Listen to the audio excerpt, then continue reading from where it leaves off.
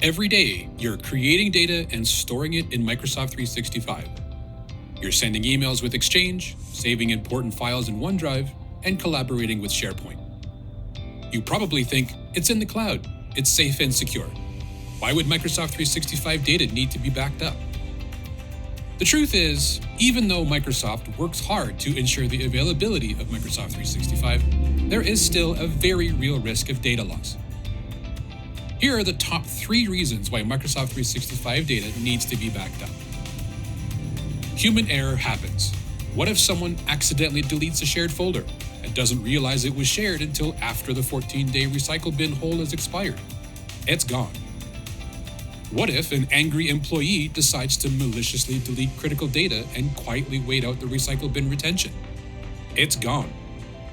Finally, cybercriminals can hack into Microsoft 365 accounts and either encrypt or delete your data. Having a backup can give you peace of mind. It can happen to you. More than a third of businesses have lost data stored in SaaS applications like Microsoft 365. But we can help. Ask us today about backup for Microsoft 365 and be sure your data is in good hands.